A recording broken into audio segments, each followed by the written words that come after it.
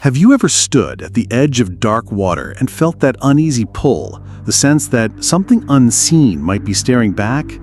In the Arctic, where the sea is vast, silent, and cloaked in ice, that feeling is more than imagination.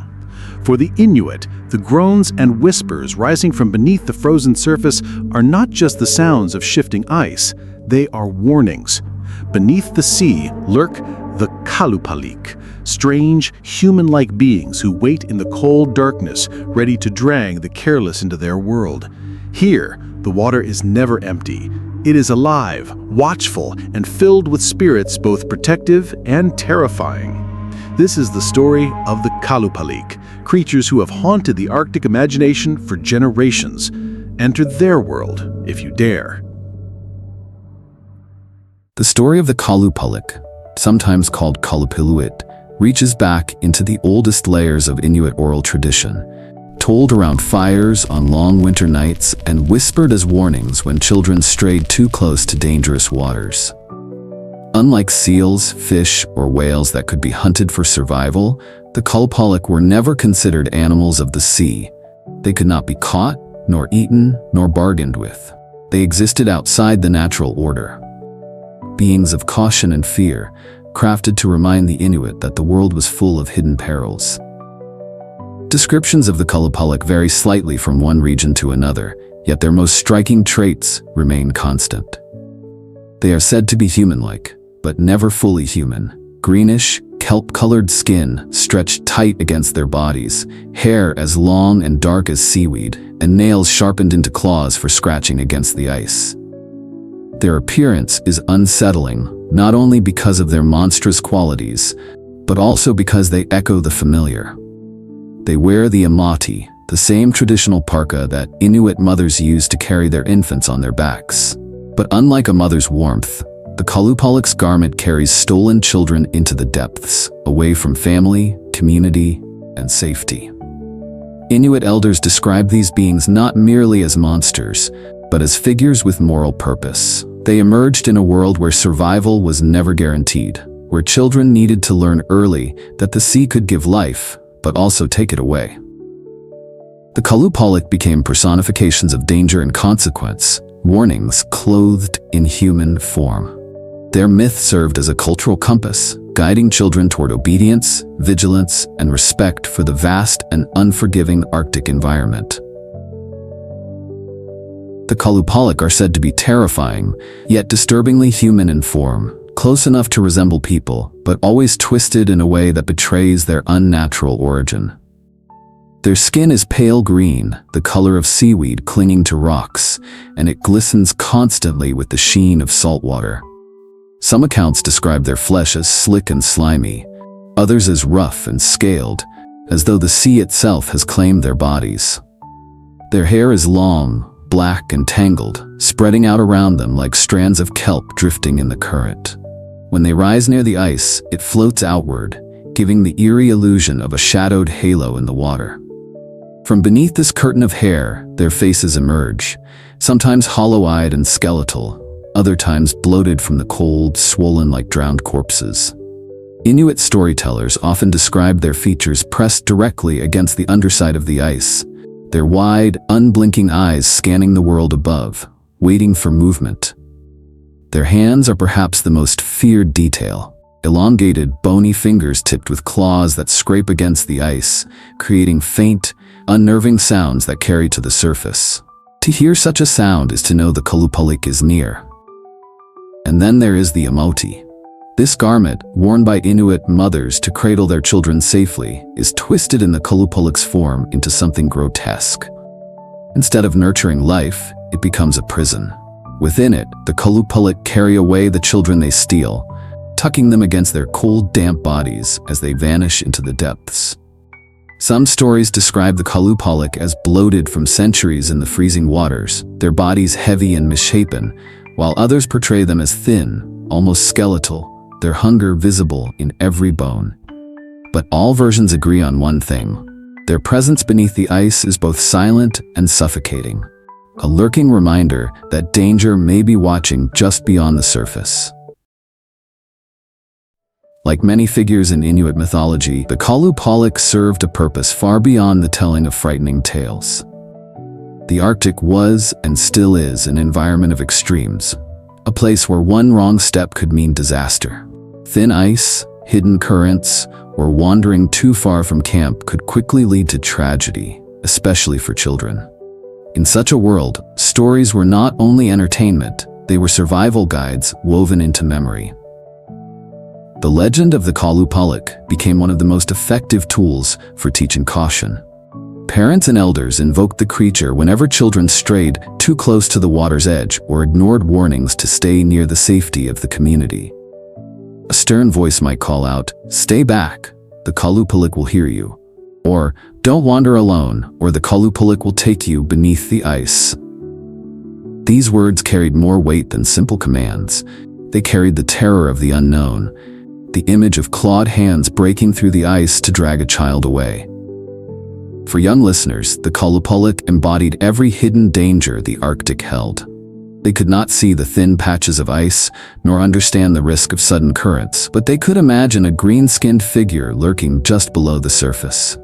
Fear became a teacher, and imagination became a shield against recklessness. The myth also reinforced respect for parental authority and community bonds. In a land where survival depended on cooperation and discipline, disobedience was not just troublesome, it could be fatal. By weaving the Qallupalik into daily lessons, Inuit parents ensured that their children internalized the importance of listening, watching, and moving with care. The Qallupalik, then, were never merely monsters. They were moral figures, guardians in a dark, inverted way. They reminded every child that the Arctic demanded respect, and that ignoring its rules could mean vanishing forever into the cold embrace of the sea. One of the most haunting details of the Qalupalik legend is their voice. Unlike the roar of the wind or the cracking of ice, the Qallupalik does not announce itself with noise and violence, but with a low, unsettling hum. It is said that they sing beneath the ice, their voices vibrating upward through the frozen surface, carrying across the stillness of the Arctic night. Those who describe the sound say it is neither fully human nor fully animal. It is a strange melody, part lullaby, part moan, meant to awaken curiosity rather than fear. For children, the hum is almost irresistible. It drifts to their ears as a soft beckoning, coaxing them closer to the water's edge. The moment of hesitation fades, replaced by fascination, and that is when the danger is greatest. According to Inuit stories, children who lean too far over the ice, entranced by the song, may suddenly see ripples forming in the water below.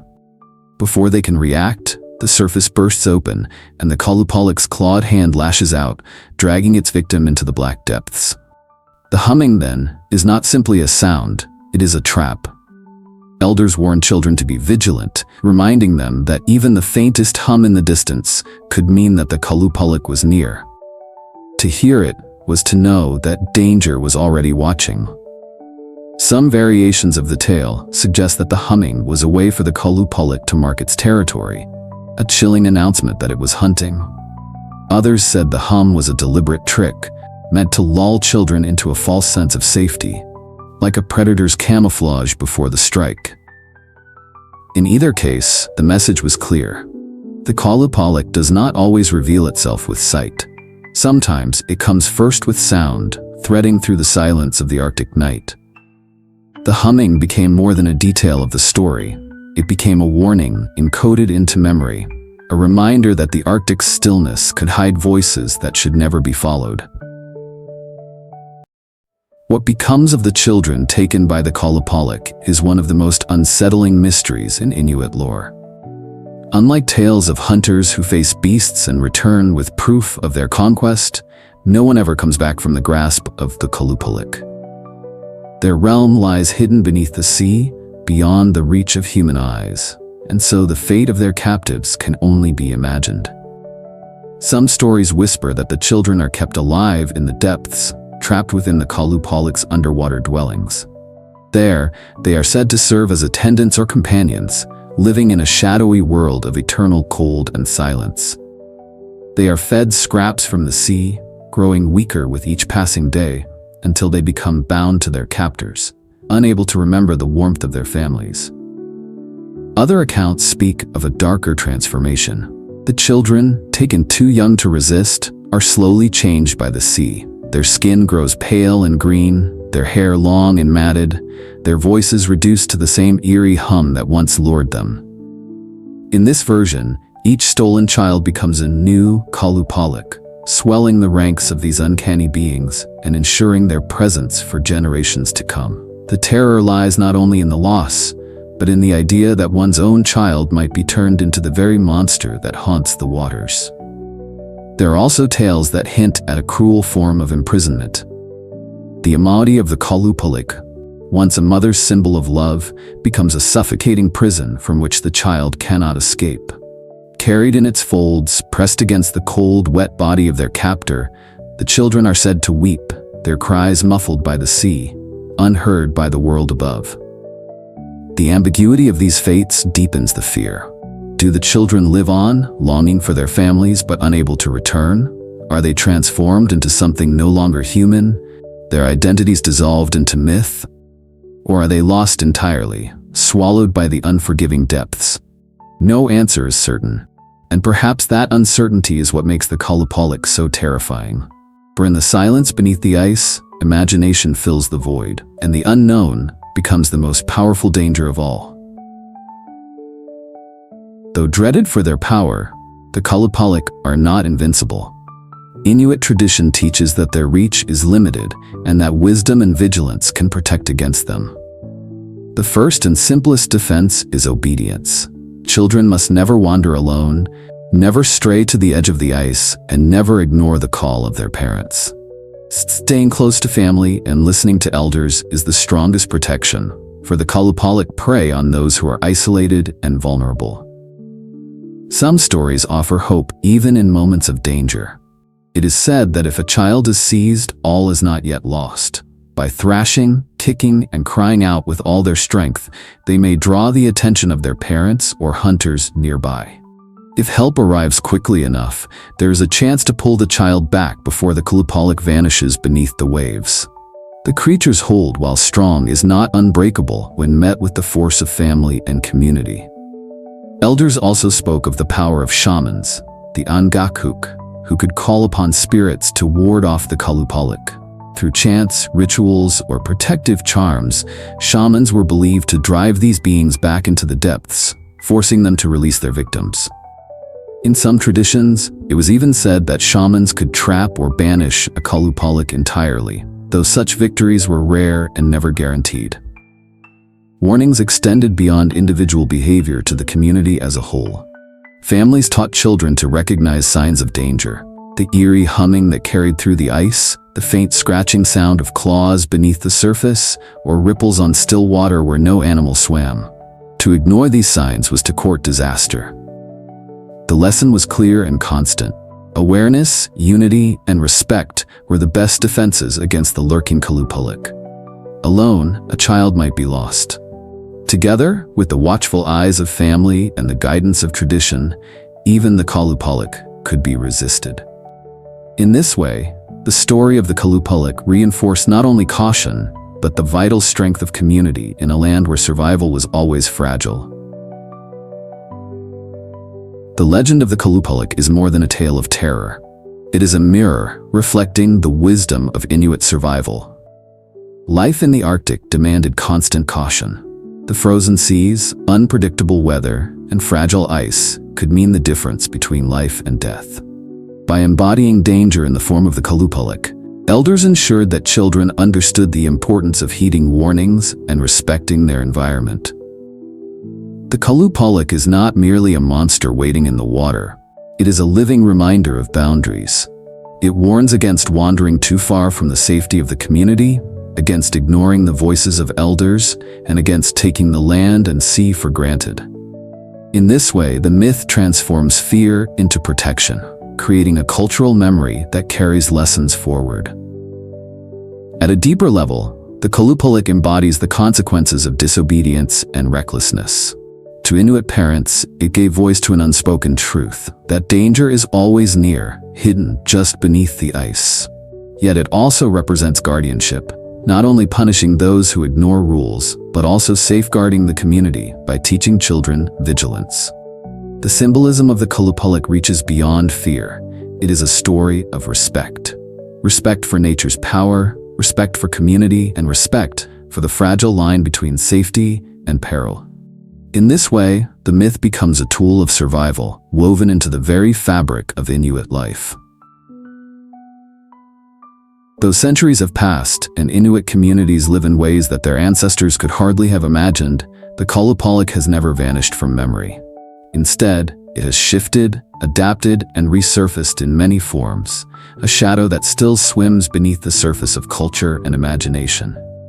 The myth has inspired Inuit artists who bring the Qallupalik to life in carvings, prints, and more. For example, Inuit sculptor David Rubin Piktukun created a chilling piece titled Qalupalik Holding a Head, 1994, capturing the myth's terror through stone, antler, and fur. Similarly, artists Annie Killabuk and Tim Pitsialak have rendered haunting visual representations that preserve the legend in cultural memory. Contemporary artists like Joy Ang and others continue to reinterpret the Qallupalik through striking modern illustrations, preserving the myth in evolving visual forms. Modern storytellers have brought the Qallupalik into children's literature and graphic novels. For instance, A Promise is a Promise by Robert Munsch and Michael Kusugak presents the Qallupalik as an outwitted creature in a tale of sibling bravery. The graphic novel Putuguk and Kublu and the Qallupalik by Rosalind Akalatjuk and Danny Christopher imagines playful siblings facing the myth head-on with both humor and caution. Another illustrated book, The Qallupalik by Alicia Killabuk and Joy Ang, offers a vivid retelling of a child's encounter with the creature, emphasizing both fear and folklore.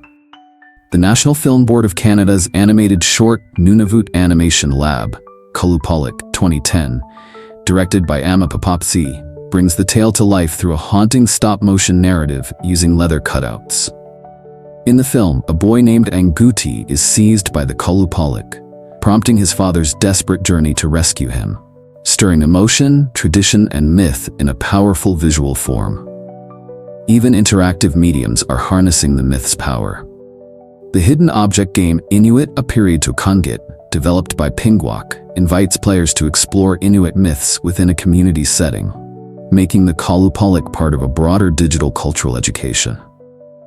Additionally, the indie game Beneath Flows immerses players in a haunting narrative inspired by Arctic lore and includes the Qallupalik as a central monster figure. Collectively, these artistic and media expressions preserve the Qallupalik as a living myth, one that teaches, warns, and evolves with every generation. They ensure the story is never static but dynamic, capable of terrifying, inspiring, educating, and connecting people across time and cultures. Inuit mythology reminds us that the land and sea are never silent. They breathe with spirits, whisper with warnings, and echo with songs older than memory. Among them, none is more chilling than the Qallupalik. Their humming in the depths is not just a legend, but a living caution, urging children to stay close, to respect the sea, and to listen to their elders' words. Yet, the story lingers far beyond childhood lessons. The Qallupalik are symbols of the unknown, shadows beneath the waves that remind us how fragile the line between safety and danger truly is. Even now, as the Arctic winds sweep across the frozen coast, people say the sea still watches, and the Qallupalik still wait. Perhaps in the hush of the tide, you might hear it too, a faint hum rising from the deep, calling for those who dare to wander too close. Thank you for watching. Please like, share, and subscribe.